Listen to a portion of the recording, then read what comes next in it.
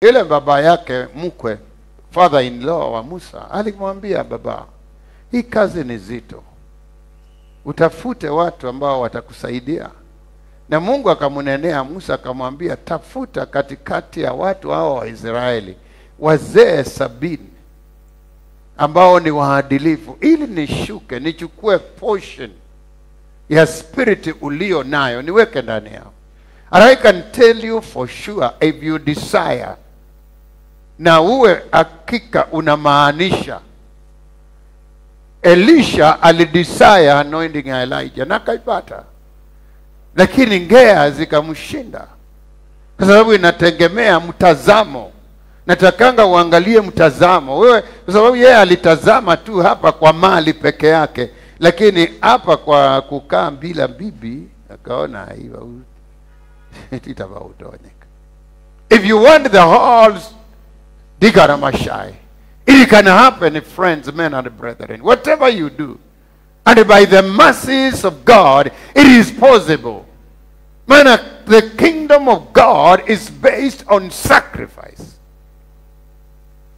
Na hii inatokananga na Abrahamic covenant, ambapo covenant walioweka mzee Abraham na Mungu, chapter number 15 mstari ule wa 8 inaeleza ya kwamba Mungu akamwambia, niletee ng'ombe ya kike, niletee mbuzi wa kike, niletee kondoo mwanaume, uniletee hua na mwanaua.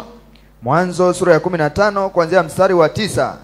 Akamwambia, unipatie ndama wa miaka 3 na mbuzi mke wa miaka 3 na kondoo mume wa miaka 3 na hua na mwananjiwa. Aendelea hapo.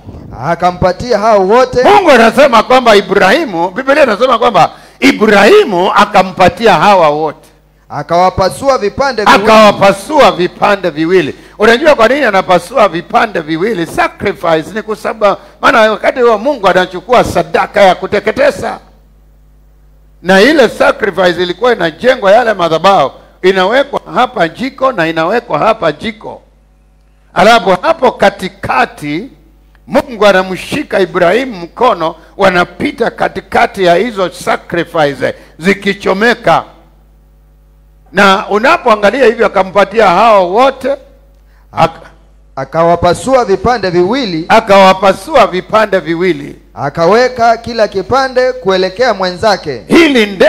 Ila ndege hakuwapasua. Hata tai walipotua juu ya mizoga, Abrahamu akawafukuza. Unajua tai tai, unajua everything in the Bible, friends, men and brethren, has a meaning. Maana andiko inasema hata mizoga sasa ni wakati ambapo ametoa ngozi, amewekelea ichomeke. What is the Bible saying? Kukakuwa tai wakaanza kukuja juu ya mizoga. Every time utakuwa umefikiria ama umewaza kuweka sacrifice, tai watakuja.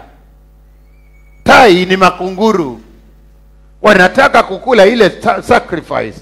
Tai anakuja in form of doubt, in form of disbelief, in form ya marafiki zako, inakuja in form ya kukwambia a lot of negativity.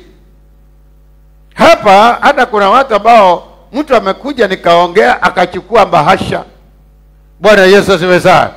Na akawa ako convinced kwamba Mungu amemuelekeza aende halete sacrifice ya shilingi 1,100, ya shilingi 1,000,000, ya shilingi 10,000, ile ambao umesikia. Lakini tai wanakuja kukuongelesha. Tai ni marafiki. Tai ni mawazo yatakaonena nawe, yanakuambia bawi wavenwa, hapo umenyang'anywa. Bwana asifiwe sana. Na utasikia sauti, kunakuwa ni kama wewe uko watu wawili. Wewe hata wewe mundu ukukwia no venwa imusi. Bwana asifiwe sana. Kana mazoko remashikazania mala. Lakini uelewe kwamba ile sauti inakwambia unanyang'anywa, hiyo sauti ni ya tai. Hata tai wakatua juu ya nini? Hata tai walipotua juu ya mizoga. Juu ya mizoga. Abrahamu akawafukuza. Biblia inasema Abrahamu akawafukuza. It is your duty kufukuza makunguru. It is your duty kufukuza tai. Na tai na makabashe kadhalafiane na kaela.